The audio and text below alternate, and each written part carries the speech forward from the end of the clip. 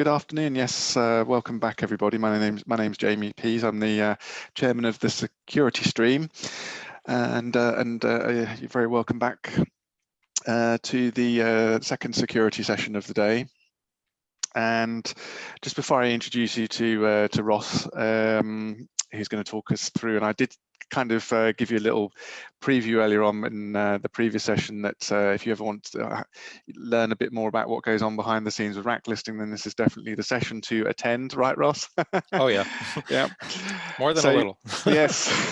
So this is for the purpose of feedback. This is session for AP, and don't forget the little QR code down there. Use that with your QR reader to take you to the feedback at the end of this session. Also, please use the chat if you've got any questions. Ross said he'd be happy to take those questions throughout, and we can actually unmute your line, so you can either use the little button to raise your hand, and we'll keep an eye on that. Sue's keeping an eye out on the questions as well, so do that, and we'll quite happily unmute your line.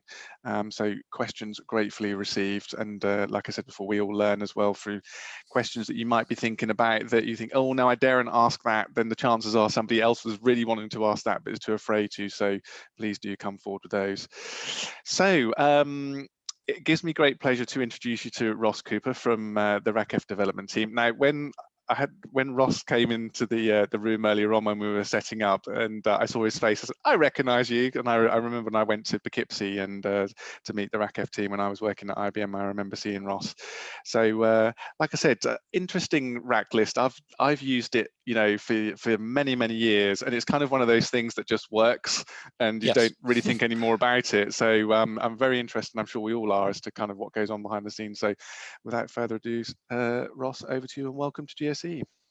Thank you so much, Jamie. Thank you for having me to speak. I'm Ross Cooper. I'm from the IBM ZOS Security Server RACF Design and Development team. For the last few years, I've been working mostly on modernizing IBM ZOS authentication technologies, such as our JSON Web Token support and support for multi-factor authentication. And so I'm very pleased to be here today speaking for the first time at GSE UK. Thank you very much for inviting me to speak. Today, what we're mostly going to be discussing is in the area of authentication performance. That's what RACLIST is really all about. So let's get right into it. So there's a charity that is behind GSE. If you would like to donate, please donate. And so I think the main question to really ask is, how many authorization requests do you think are processed on your ZOS systems every single day? And that number is probably astoundingly high.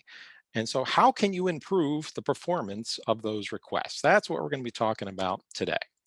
So when we talk about authorization, what does that actually mean on the platform? So let's take it back to the basics here. So we have resource managers. You got applications like DB2, KIX, IMS, TSO, lots of different applications running on the platform.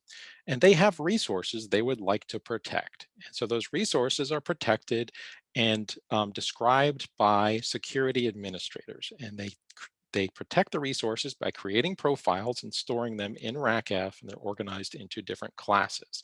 That security policy is stored in the RACF database. And then security administrators can give access to users and groups. And then that way, the resource manager can come back to RACF and ask RACF the question, does this user have this level of access to this resource? And they do that by calling RACF for SAF APIs, rack route request equals auth, rack route request equals fast auth.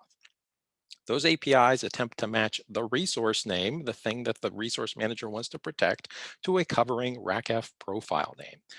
RACF finds that, makes sure that the user has the level of access or doesn't have the level of access, and returns the decision back to the application. That way, the security and administrator is in control of what users are allowed to access and what they're not allowed to access. So, authorization performance. Like we said, authorization requests are happening at a tremendously high volume. How can you improve the authorization API performance? And you can do that through several different features in RACF. What we don't want to happen is RACF to have to go down to the disk, right? IO to the disk is a very expensive operation. We don't want RACF to have to do that. And luckily, there's lots of different ways that RACF can use to have cached versions of that security policy in memory so it doesn't have to go and touch the disk. So what are we going to be talking about? Mostly RACLIST. That's the main feature that RACF uses to have profiles in memory so it doesn't have to touch the disk. There's lots of other features that could do similar types of things that we'll be also talking about today, such as global access checking, GenList, gates, RACF database caching. We'll get into details on all of these. So first, let's take a high-level overview of these different features so you can kind of have in mind how they're related to each other. And we'll go into each one of these in detail, and then we'll come back together and kind of talk more about how the processing works and how they're related in the very end. So first, we have global access table or global access checking, and that's a way for a security administrator to establish a policy that is common for a common resource that all users can access. So it's a way to grant access on a global level on the system for all users for resources, right? And so you do this by creating entries for discrete or generic resources and data sets, and those are stored in memory in common storage. So it's global access checking. Then we have RACLIST. RACLIST is in-profile memory list. So it's the common method, the most common method for caching general resource profiles in memory for fast use during RACF authorization checking. Profiles are both discrete profiles and generic profiles are stored in memory. It does not, you cannot RACLIST dataset profiles. Those don't work with RACLIST. GenList, very similar to RACLIST, but it's only applicable for certain classes, mostly VM classes. It's not very common, but we do want to talk about it because you'll see it in the publications, you'll see it in the setups list. What is GenList? Similar to RACLIST, a little older technology. It's mostly for VM, but it's a good idea to have an understanding of what it is. It is only for generic profiles, so discrete profiles don't get stored in memory for GenList classes, and they are stored in common storage. And then we have gates, generic anchor table entries, and these are in-memory generic profile lists. Again, it's only generic profiles, not discrete profiles. And these are stored in the user's address space. So each user has their own list of generic profiles for resource that that user has accessed. And these are only for, again, generic profiles, not discrete profiles, and it does store dataset profiles for gates.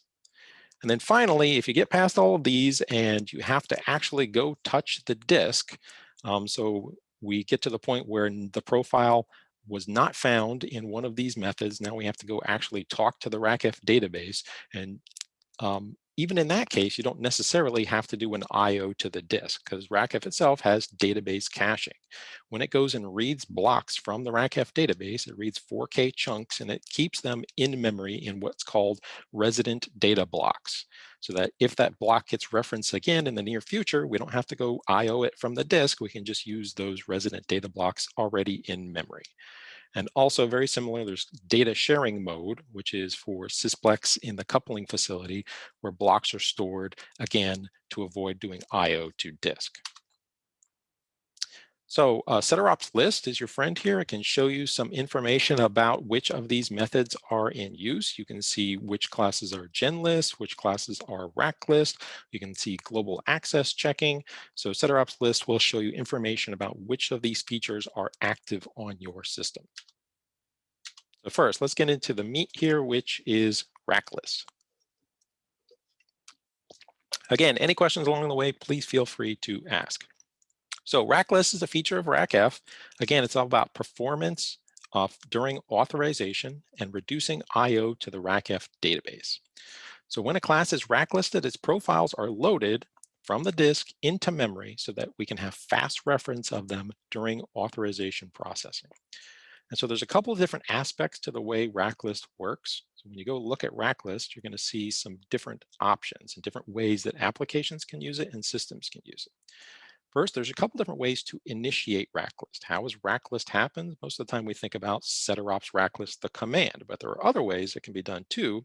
Rack route request equals list. So the application itself can initiate that a racklist is going to occur, and the user, the security administrator, doesn't have to do a setter ops racklist. The application requests the racklist itself through rack route request equals list. So it manages that storage itself in some cases. So there's a couple different options to the way that it can manage the storage. So this is related to the second option here, local racklist versus global racklist. These two different aspects are kind of interrelated. So an application can create the profiles in memory so that it only uses them locally, or that everyone in the system can use them. We'll talk about that more in a second. So applications can initiate racklist, and system administrators can initiate racklist via setterops racklist command. So that's initiated by the administrator. It will also call us racklist during IPL. When you IPL, RACF will look at the settings by setterops that are stored in the RACF database, sees a class is racklisted. During IPL, it will do a racklist during IPL. So also we have this concept of local racklist versus global racklist. What does that mean? Local racklist is only initiated via rack route request equals list. You can't do a local racklist with the setterops racklist command. So when an application wants to have its profiles put into memory, it can request that those profiles are put in that address space of that application. And only the address space of that application will have access to those profiles that were loaded this way. An application can also do a rack route request equals list programmatically, but do a global equals yes. And what that means is that those profiles aren't loaded into the local address space of that application, but loaded into a data space. Very similar, the same way that a setterops racklist command shares the racklisted profiles. So when we racklist and put them in a data space, all of the different applications on the system, everybody on the system gets to share that one copy of those profiles. So those are a couple different aspects of racklist to the way it works, different ways to initiate it, and they can be global or local. So racklist refresh. When you create profiles in a class and then racklist them, those profiles at racklist time are loaded from the database and put into memory. And then if you make changes to the security policy by adding profiles or deleting profiles or updating profiles, those changes don't take effect in the in-memory versions. So the application version, they're using the ones that are in memory. You change them, they change on the database, and those don't go in effect until you do a racklist refresh. So you do a racklist refresh, and then racklist goes, rereads the profiles into memory, and then those profile changes take effect. There's a couple of warning messages associated with this when you have changed things, but you have not racklisted refreshed to make those changes active. When you update a profile or create a profile, you're going to get a message that says, this change isn't going to take effect until you do a racklist refresh. And when you list classes that are racklisted but not yet refreshed, it'll also give you a warning message there to tell you that a racklist refresh is required. So how does racklist refresh actually work? So what it does is, again, when you issue the command racklist refresh, it's going to go to the database and it's going to read the profiles out of the database, build the racklist data space in memory, and then copy it to a new data space. So there's a data space in existence, the one that's being used, and it builds a new one. And then it's going to update the class descriptor table. So each class is listed inside of this table that RACF maintains called the class descriptor table.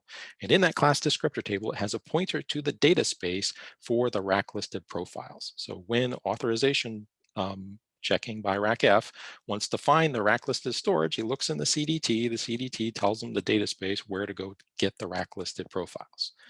So when we do a racklist refresh, creates a new data space and is going to go update the CDT to point to that new data space that has the new profiles in it. And then racklist refresh is going to delete the old data space. One interesting thing is that the racklist refresh is serialized against other setterops commands. So you can't issue multiple setterops racklist refreshes at the same time. It'll serialize those and only one of those will happen at the same time.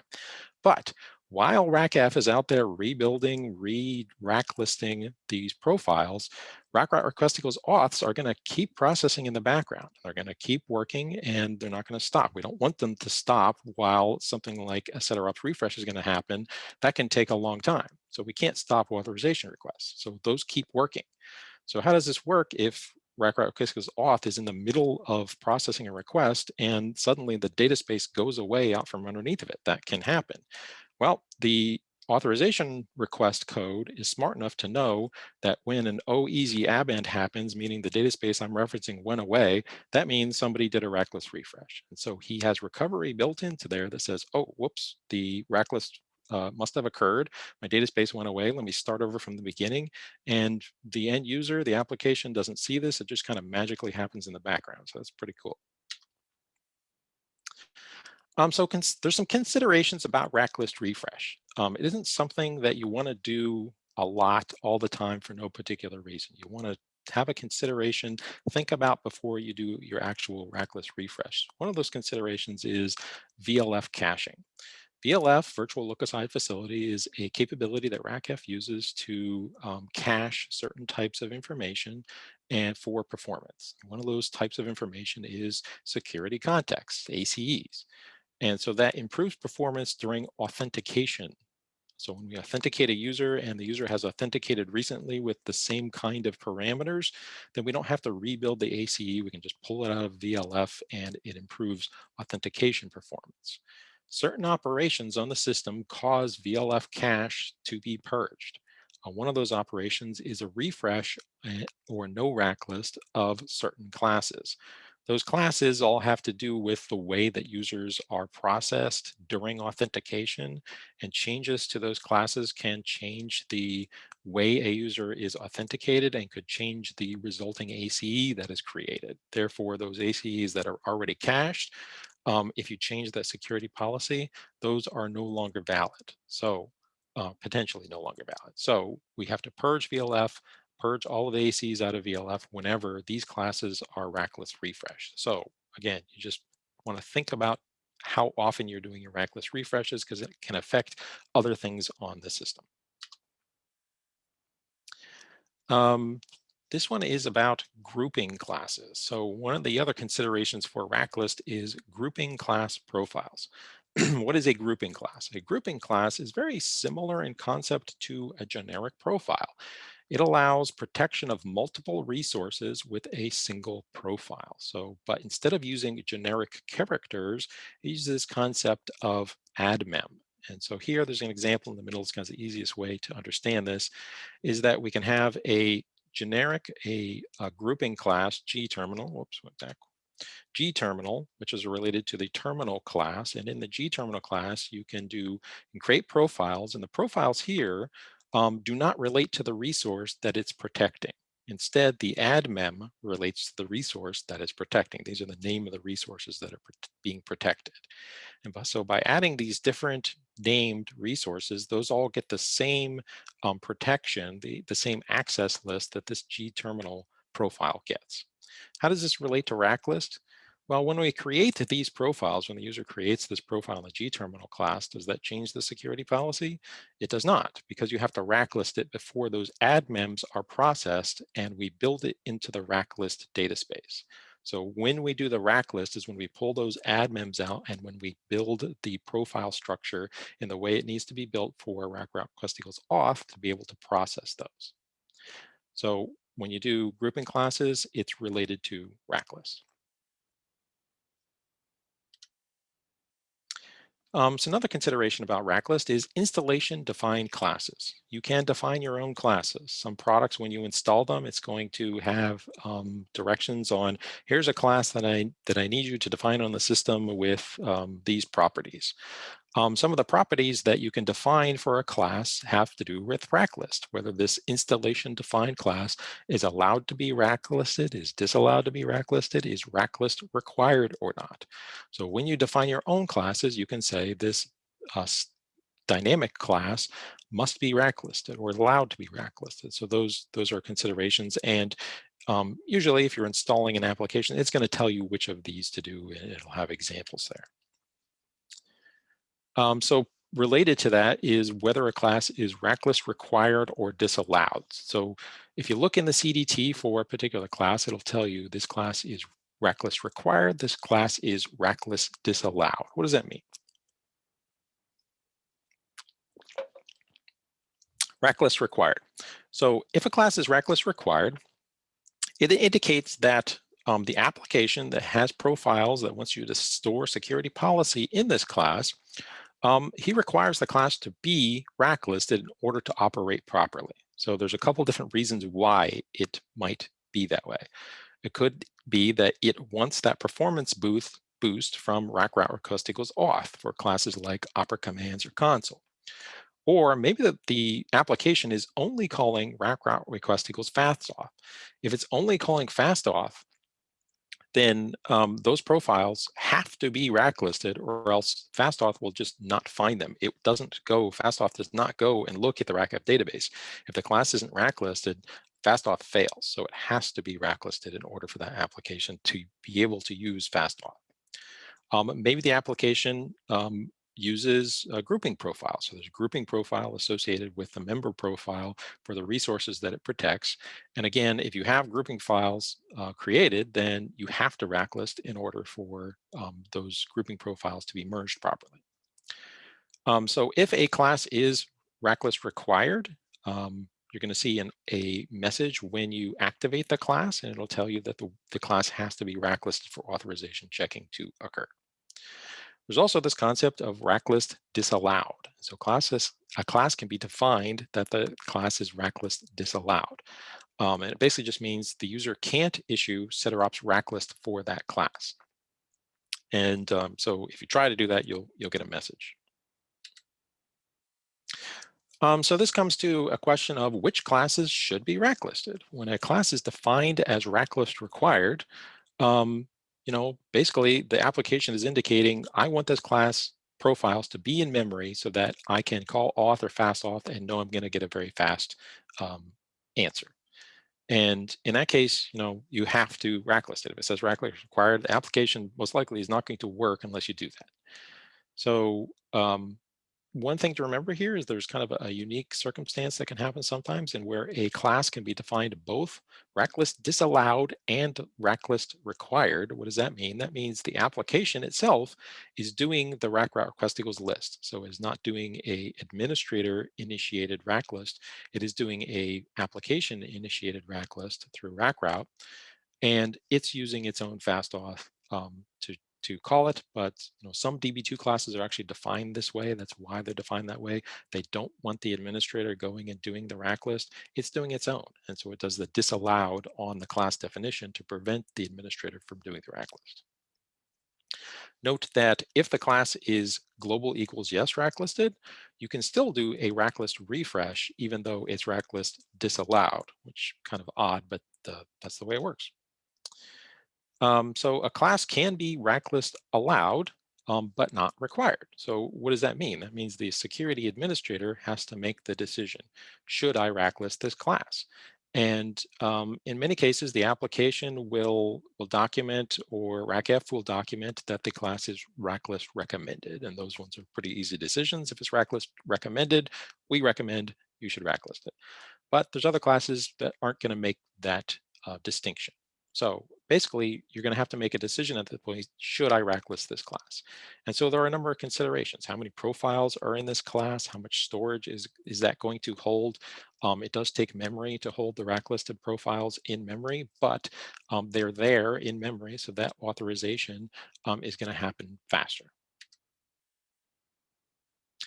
There is a cost associated with the act of racklisting. When you issue a racklist, when an application does a racklist, it goes and reads the profiles off the disk into memory. If there's a lot of profiles, if there's a lot of member grouping profiles, if there's a very large access lists, this can take a lot of time. Some installations have a tremendous number of profiles in a particular class, and doing racklist or racklist refresh takes a lot of resources, takes a lot of time. So you want to think about racklist before you do it.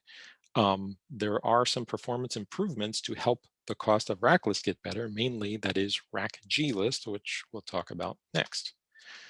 RACLIST is a way to improve the performance of the way RACLIST works.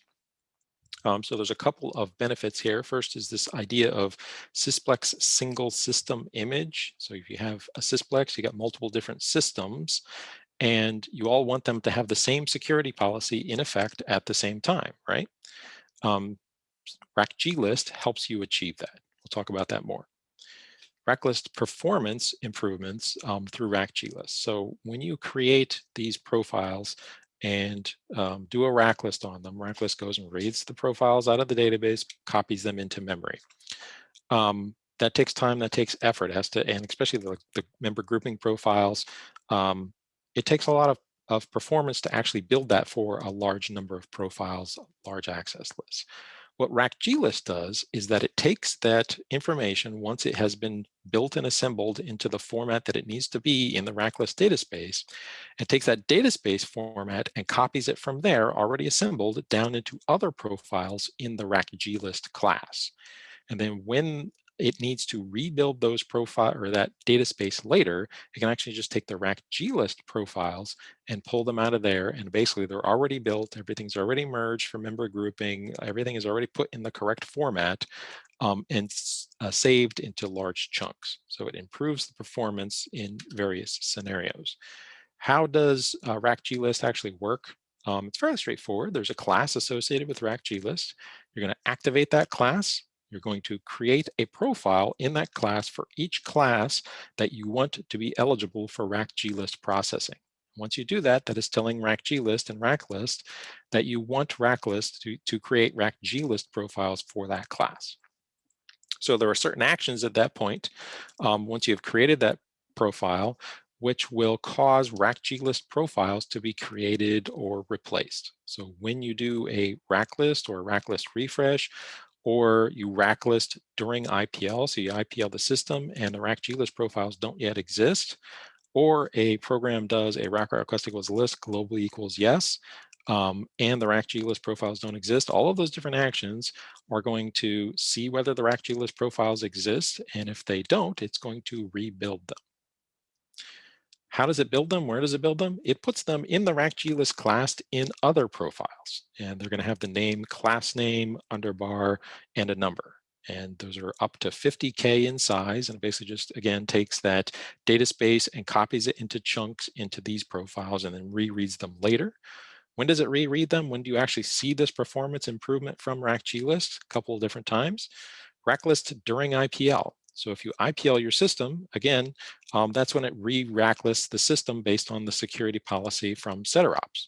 So if it looks in the security policy during RACF IPL and sees that a class is RACLISTed, it's going to go re-RACLIST it during IPL. Now, during that RACLIST, he goes and looks, sees is it RACLISTed? Oh, he's RACLISTed, and there are profiles all created.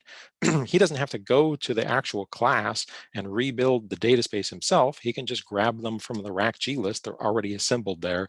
And people have found that the performance improvement during IPL from RACLIST for classes that have a tremendous number of profiles is significant. So that's something to look at to help improve your IPL performance.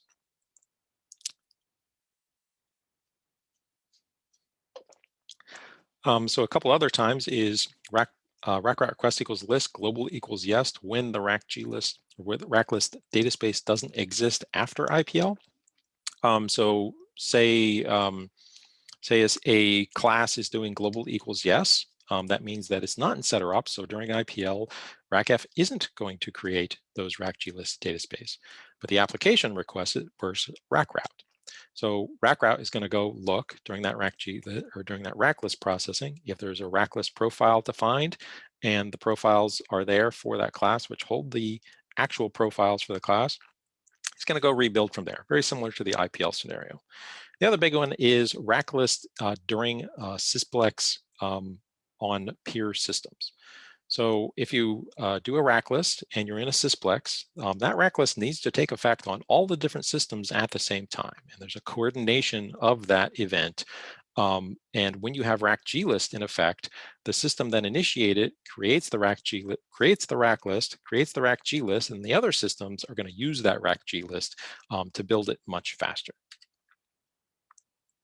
Some considerations with RACLIST. RACLIST does use more storage in your RACF database. So before you go and turn on RACLIST processing on a bunch of different classes, you have to think about how much space you have in your RACF database.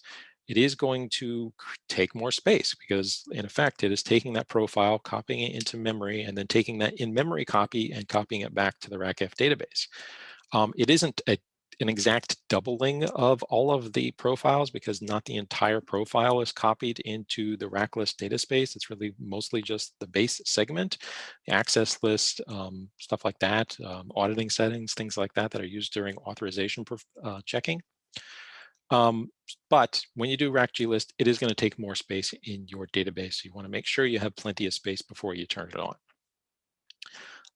It might not improve performance for classes if you don't have a large number of profiles. So if it's a class and you only have a few profiles in there, RACLIST just might not be worth it.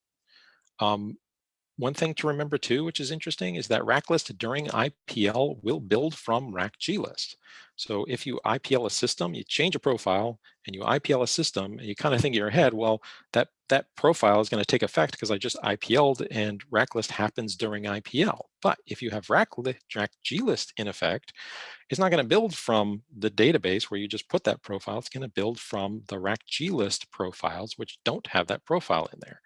And this is actually key to maintaining that single system image so that all of the members of the Sysplex are all using the same security policy at the same time. But it is something you have to remember if you IPL and you have RACLIST, that profile changes aren't going to take effect until you re-RACLIST refresh that class. When you're sharing a RACF database, a couple of considerations there. These are kind of normal things.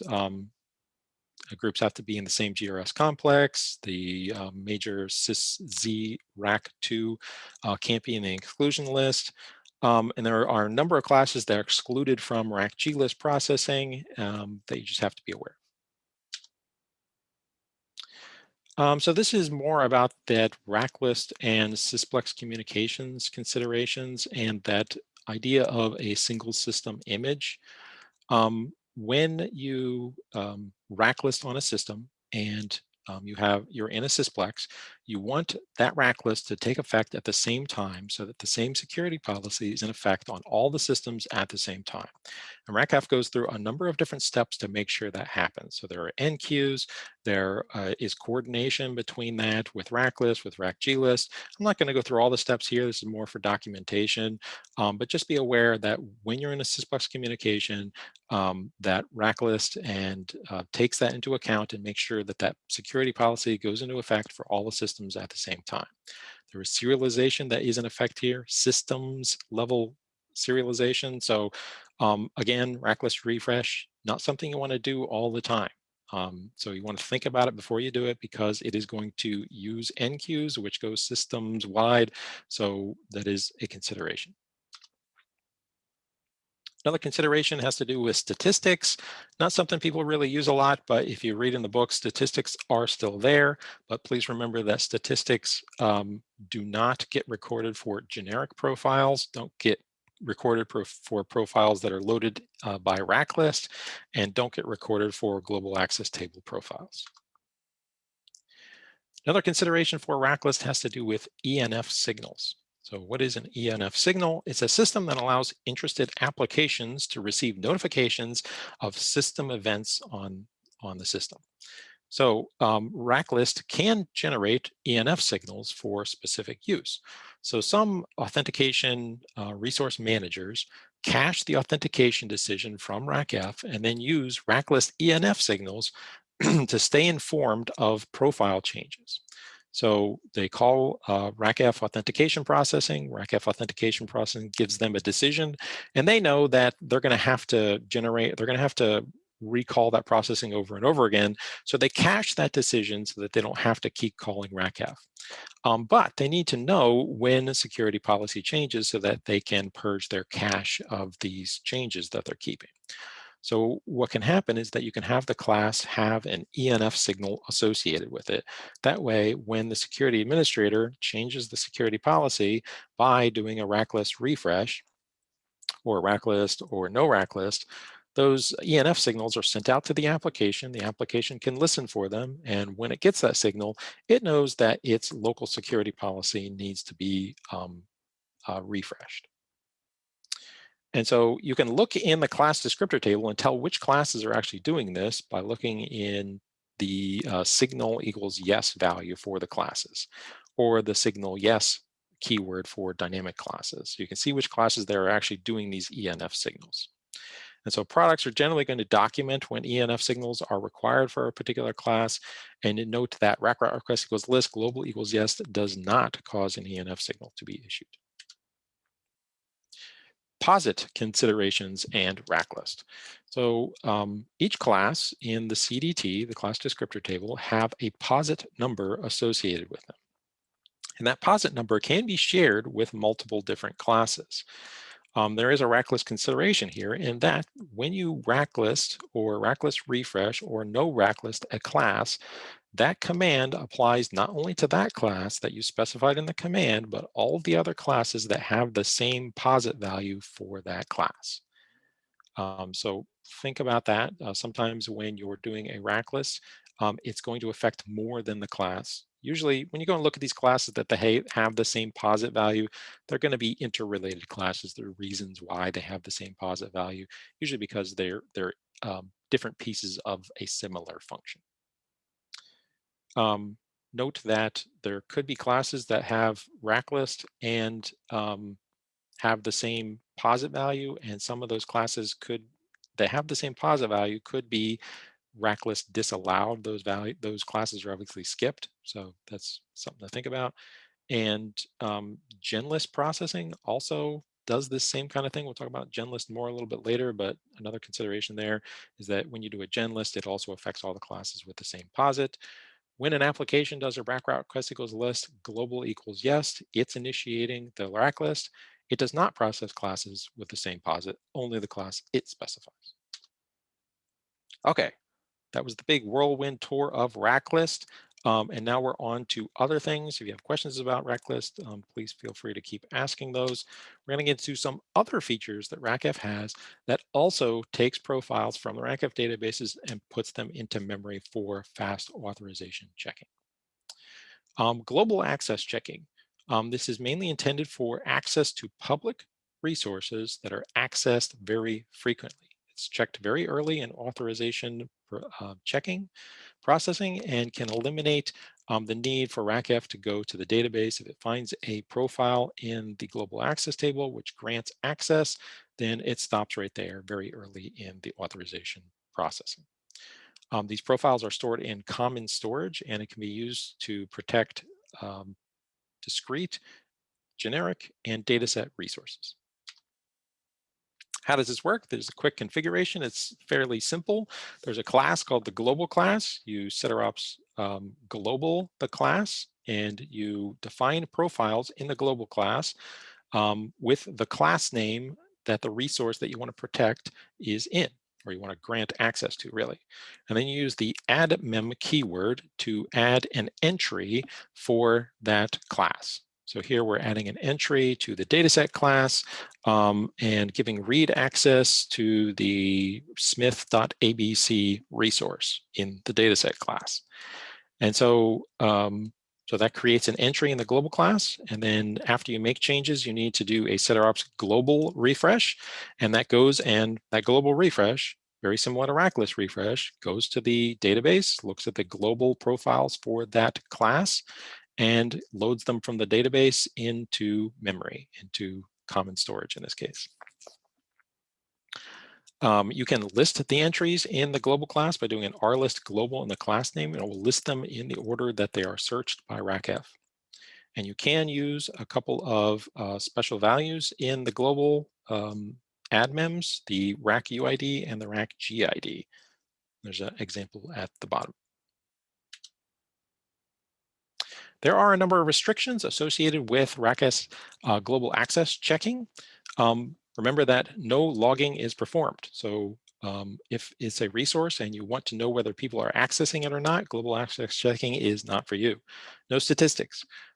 It is not checked by rack route request equals fast auth. if an application calls request equals fastauth, it does not look in the global access checking table. It only looks in the fastauth profiles. If you need the access that is being granted in a global access table also to be effect for an application which is using request equals auth, then you have to create a profile in addition to the profile that you create in the global class.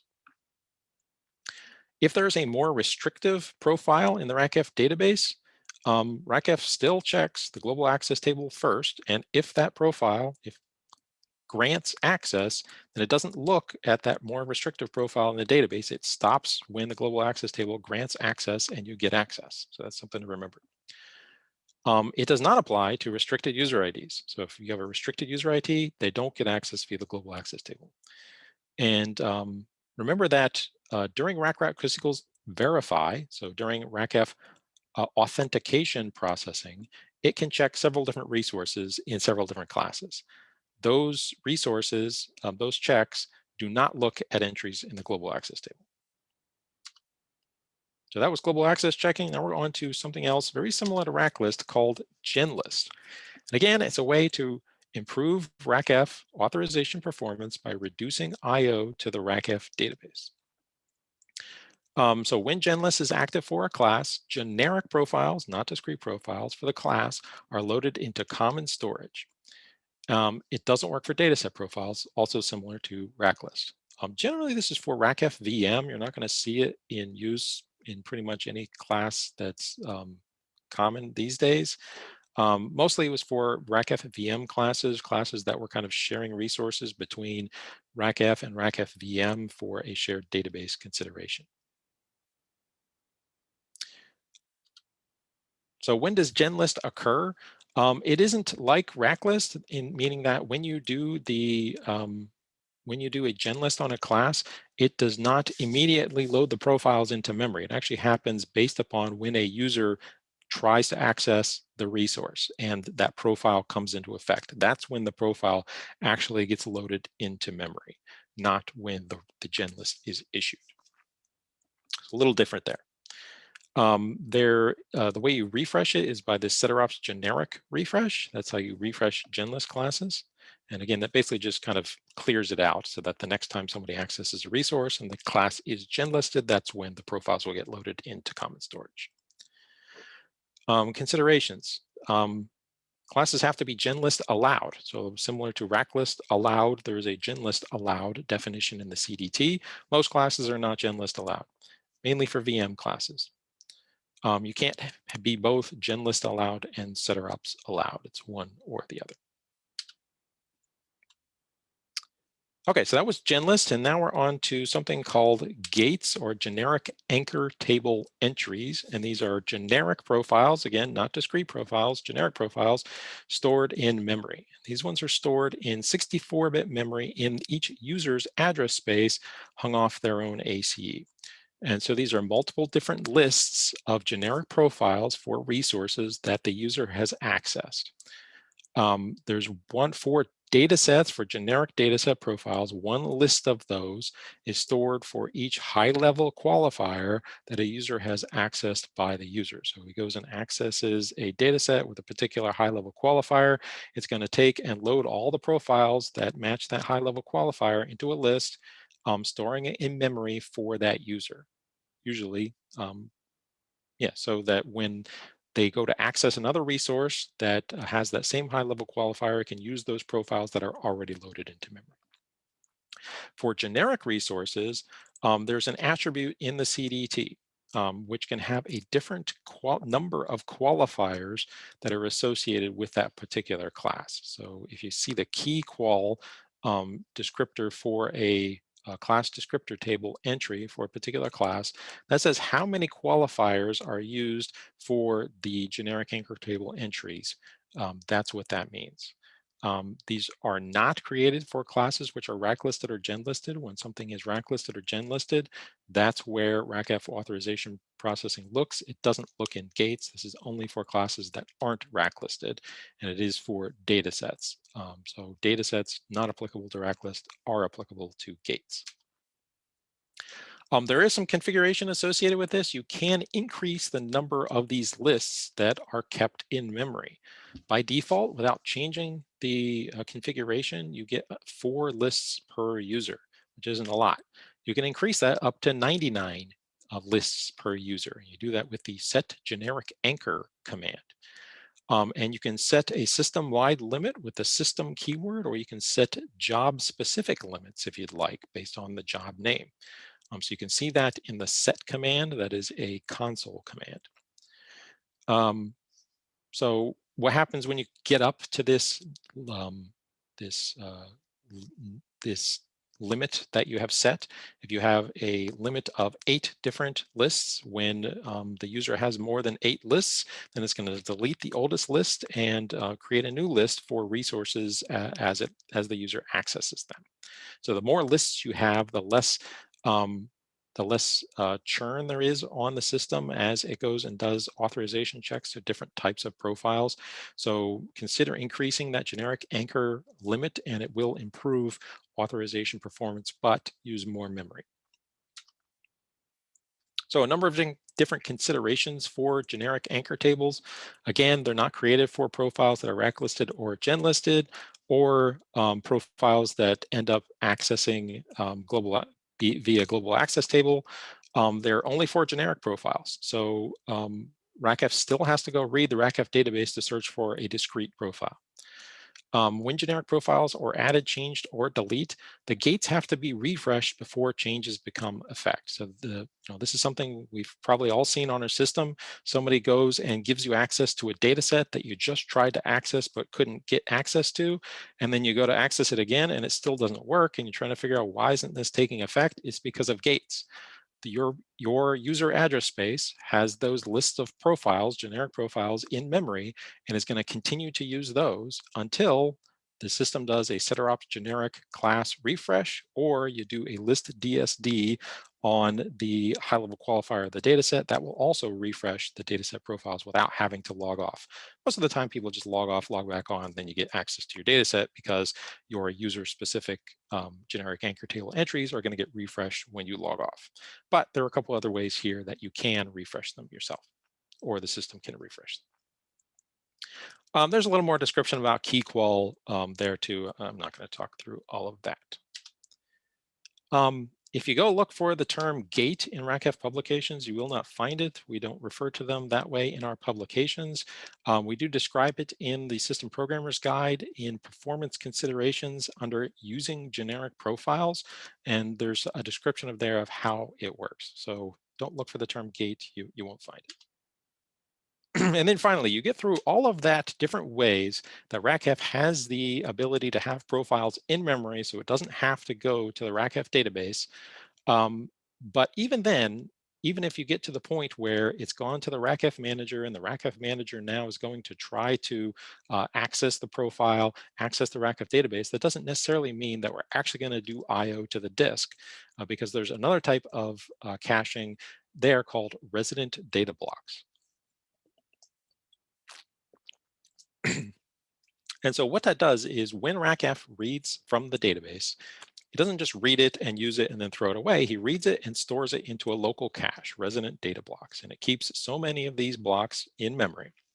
And there are different types of these blocks. RACF database blocks, there's the inventory control block. So when you do setter ops and whatnot, that gets stored in the ICB. Templates, those describe the database fields and the different segments in the database. BAM blocks, which are track block, they track which blocks are used, which blocks are not used. Index blocks, which are the indexes to find profiles. And then the actual profile blocks, that's where your actual profile information is stored. During IPL of RACF, we read the ICB and the templates into memory, and they always stay in memory. Resident data blocks, the BAM blocks, index blocks, and profiles, those are all read into RDBs, resident data blocks, as they are referenced. And then RACF keeps a certain number of those in memory for fast usage. And you can configure how many you have in memory. And you do that configuration in the dataset name table. So the dataset name table has a maximum and recommended maximum number of resident data blocks is 255. So you definitely should set that to 255. And that will make sure that when we go to do IO, hopefully we can find that block already read into memory and not have to go do IO to the disk. So review. There are a lot of different ways that RACF tries to avoid I/O to the RACF database. Global access checking, RACLIST, GenList, gates, resident data blocks. We didn't really even get into data sharing mode, but that's another way where RACF can, instead of going to the I/O to the disk, it can read profiles from a shared in-memory location. So these are all different ways that RACF can improve authentication performance. And let's see, do we have time? Yes, we actually have time. We can talk through, there's a high level overview of how all of these different features are interrelated, a little example to talk through how they work together. So say you have a resource manager and it calls RACF to check for authority. Does Joe 1 have update access to ABCXYZ in this certain class? If that class is RACRAC request equals, or the application calls RACRAC request equals fast auth, then the application and authorization performance is only going to look in RACLIST. Only looks in RACLIST. It finds it there. It doesn't find it there. It's only going to look in RACLIST and none of these other features. That's it. Done. If the application calls RACLIST off, then it could find them in lots of different places. So first, it's going to look in the global access table. It's going to look in the global access table. If it finds an entry which allows access, then it stops, finds access, doesn't look anywhere else. If it didn't allow access, the global access table does not deny access, it only allows access. If it didn't allow access, then it's going to go on to RACLIST. Is the class RACListed? Okay, the class is rack listed. It's going to look for the profile in the rack listed and done. No more looking. If it isn't rack listed, now it's going to look for a discrete profile in the database. That could cause I/O to the database at that point. It could just hit a resident data block. It could hit the coupling facility. If it finds a discrete profile, we're done. Found a discrete profile, and we're going to use that one. If we didn't find a discrete profile, we're going to look for a generic profile. And if the class is gen listed, then it's going to either use the gen list profiles, which are already created, or create the gen list profiles and then use those. Done. If it isn't gen listed, then we're going to go to the gates. So at that point, now we're going to look at the gates for that particular user. And again, if the gates have not been built yet, it's going to build the gates for the high-level qualifier for the resource that is being queried about. And then it's going to search those in the gate, and it's done. Maybe the gate is already built, and it didn't have to do I/O at that point. If it did have to do I/O, then it used the resident data blocks or disk I/O to rebuild the gate, and now it's got the gate that it potentially can use for further requests. So that's how all those features are related together. There's lots more information you can learn about these, and RACF publications have lots of details. You can find all the details here. Please, I'd love to have your feedback. If you have any questions or comments, further information you would like, please just let me know. Again, we have a charity that this is, we're trying to raise funds for, so please consider giving to the charity. And that's all I have. Anybody got any questions? Thank you so much, Ross. Yeah, any questions? Because I've got a couple of questions for you. Okay. I'll just wait to see All right. see who else wants to come forward. Just like I said, folks, either raise your hand and we'll keep an eye out for you and unmute your line, or just post something in the chat and say, you know, whatever question you've got, or hey, Jamie, or Sue, please unmute my line. We'll take care of that for you. But while we are waiting, so a couple of questions. If you've got like a lot of RACF changes going on throughout the day, you know, you're changing profiles across an array of RACF classes, and then of course some of those will require a refresh of some description. Would the recommendation be to just kind of refresh on the fly as and when you need it, or would you kind of save up your refreshes to do like once a day, maybe overnight in a batch job, for example, just to keep the IO down? What would your recommendation be? Definitely a lot of people would recommend the second, waiting and only doing the reckless refresh once you've done a batch of commands. And especially when you're on a Sysplex and you're on a production system, and you really don't want to be doing multiple refreshes in the middle of a day if you can avoid it, because that really does go and read all of the different profiles on the system, and it most likely is going to end up doing a lot of I/O to the database. Again, there is a Sysplex-wide systems level enqueue that is associated with it that's going to stop setups on all the other systems at the same time and rebuild those profiles, load them into memory, and then coordinate that change with the other members of the Sysplex at the same time.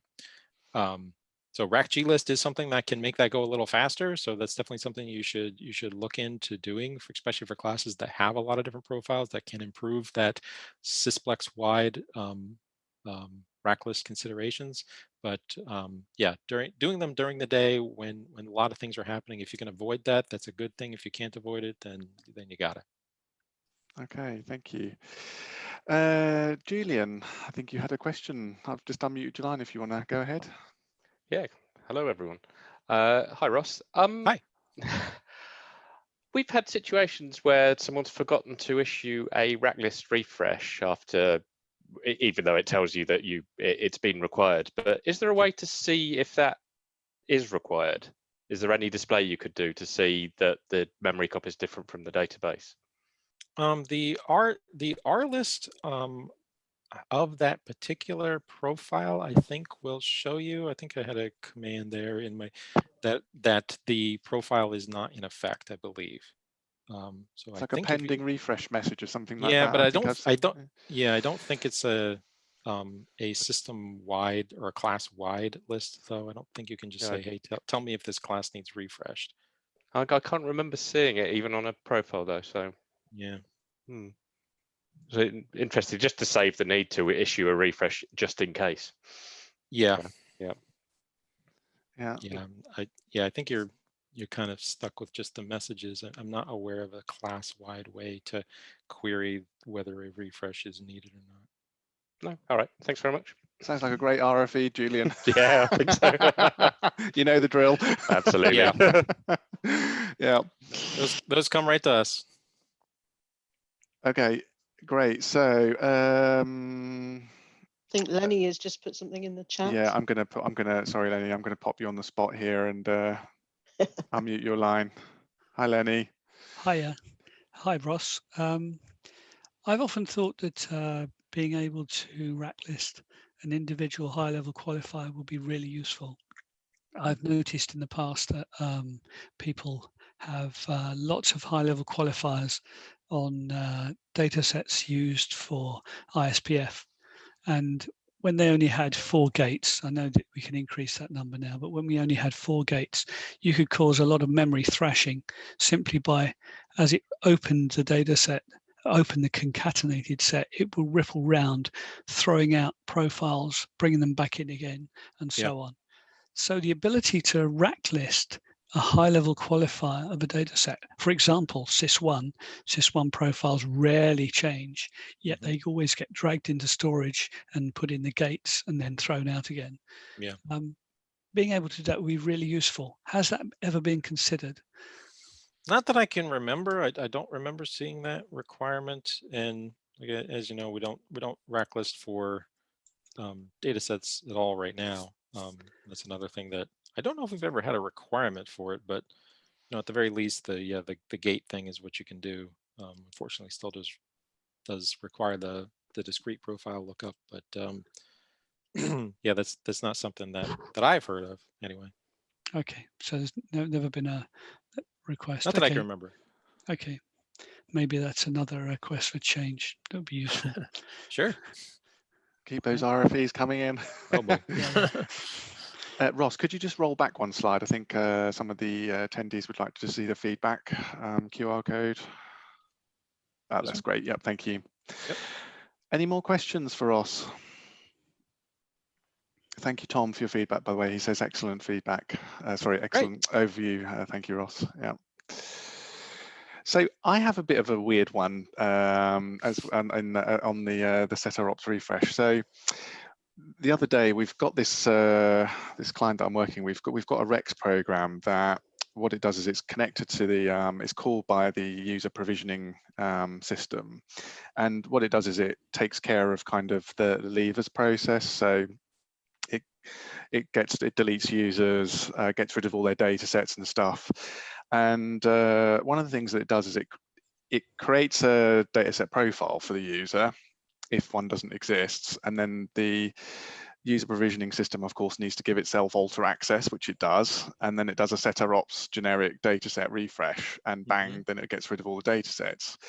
Well, this particular time, we gave it the authorization to basically kind of delete a different high-level qualifier. You've got like data sets that are prefixed MVS dot, then the user ID dot something. And it went through all those steps, create the profile, gave itself alter access, and then attempted to delete the data set. And it kind of came back and said, no, you don't have authorization to do it, the standard ICH408I. And it also quoted a profile that it would have used had the identity management system not have created a more specific profile for it. And it was almost like the refresh didn't take effect. And then we basically reran it again, and it worked. So it was like, and it all happened. I mean, the profile was created, the permit happened. It just happens within the same second. And it was like, I don't know, was it a caching issue or something? There was something that was going on at the time. It may have just been a one-off, but I just wondered if you'd ever seen that before. I can't think of that. I'm not aware of anything like that. Sorry. No, I mean, like I said, it's been quite happily for months taking care and doing the deletions. And like I said, we just introduced this new HLQ to it, the ability to be able to delete it for users. And like I said, it just may have been a blip or something, I don't know. But it kind of had us a bit stumped for a while, me and my colleague who were investigating it. So yeah. Okay. Any more questions for Ross before we wrap up? No? Okay, well, Ross, thank you so much. It was an excellent presentation. And thank you for having me. Yeah, no problem. It was fascinating, actually, what goes on behind the scenes and all, of course, the array of options that are available to us, to sort of help improve performance there. So, no, great job and thank you. So don't forget, folks, this is session 4 AP for the purpose of feedback. Ross's session, somebody asked in the chat, will your presentation be uploaded to the website? Which I think, yeah. So I was working on it this morning. Sorry. no problem. So just that's a really good point, actually. So all the presentations so far from the security stream have been uploaded now. So just look for the blue man on the actual presentation, on the entry on the agenda. If you can't see it, just do an F5 to refresh, and then hopefully it will appear. But just be patient with presenters, because like Ross is a good example, that they're modifying sometimes their presenters literally sometimes hours, minutes before they're due to present. So often what you'll find is that they will upload it shortly after they've done their session. So thank you, Ross, for when you do that. Sure. So yeah, don't forget to give feedback. Again, it's important for Ross so that he can see how well he's done, and also for comments and things that you've got for him. Also for GSE, for the conference, to improve, so we can make things better for next year. And don't forget the all important that the feedback contributes towards the number of CPE, CPD hours you get from your certificate that you can generate through My GSE. And of course, don't forget our charity. And finally, we've got 25 minutes break now until the next session. So at 4:30 GMT, we have our final security session of today, and that's going to be with Julie Berg, who's going to be talking about multi-factor authentication. It's kind of like, it's a no-brainer. If you're not doing it, why you're not doing it. So hopefully you can join us for that. So enjoy a break, and we'll see you back here at 4:30. Thank you, Ross. See you. Thank you. Bye.